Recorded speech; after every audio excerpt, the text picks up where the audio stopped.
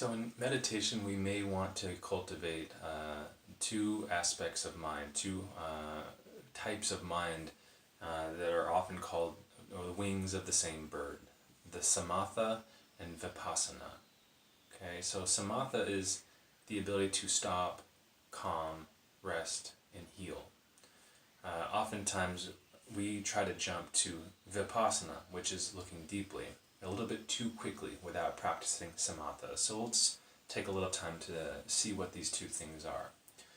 Let's say you get angry, and you really want to know why you're angry and where is it coming from, and you're kind of not sure where it is coming from, but you're still asking yourself this question.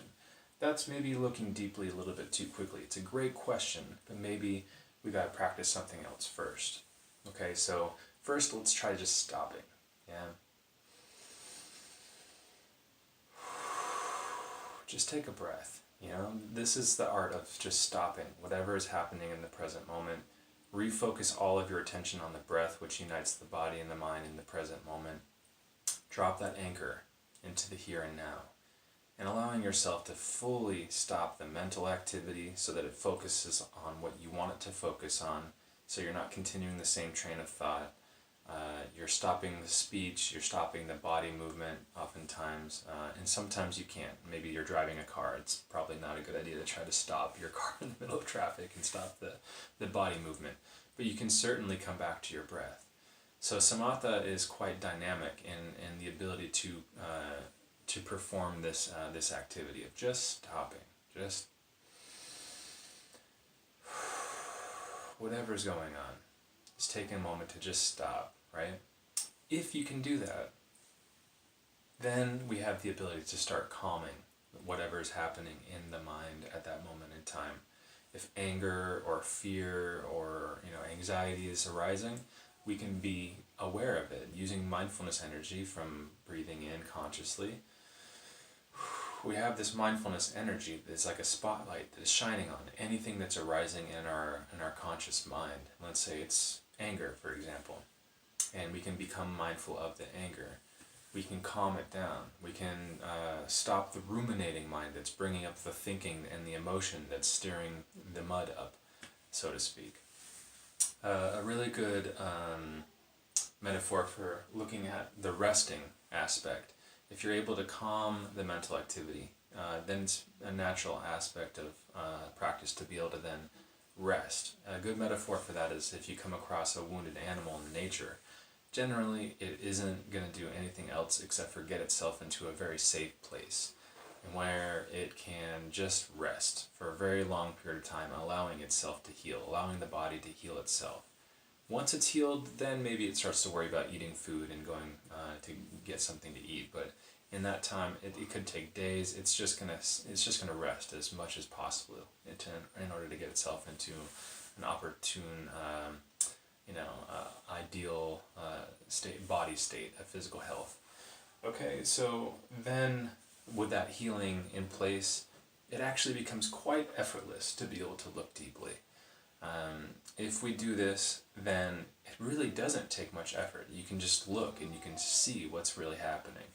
A good example is, let's say you're walking through a hillside and it's recently rained and there's a pond that you come across and everything is still except for the pond.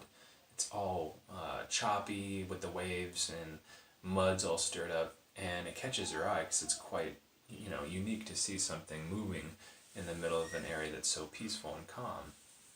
So you may be tempted to look deeply and go, what's going on? It's a great question, but maybe a little bit too premature. First, just stop. Observe the pond. Bring a mindfulness in front of us. And then with mindfulness, then we can begin to concentrate on what's happening in the situation. Mindfulness is something instantaneous, but concentration is mindfulness over a long period of time.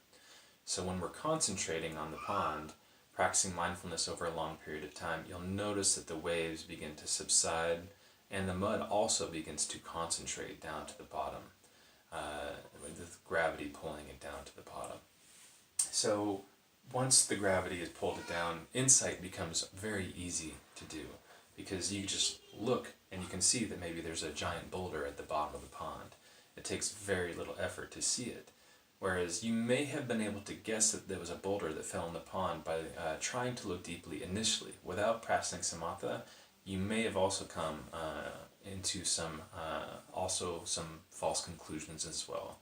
And generally in life, if we make these assumptions and make false conclusions, it could cause a lot of problems for ourselves and other people. So it's really healthy for ourselves to give ourselves this beautiful gift of being able to practice samatha, stop, calm, rest, heal, then look deeply. One beautiful way, a beautiful practice that we can implement immediately to help us with this is the practice of using a mindfulness bell. Using the mindfulness bell, you can stop, listen to the sound of the bell, take a breath, bring mindfulness out, and slowly allow your body, even if it's just for a few breaths, to calm, rest, and heal. Okay? Let's just listen to one sound of the bell.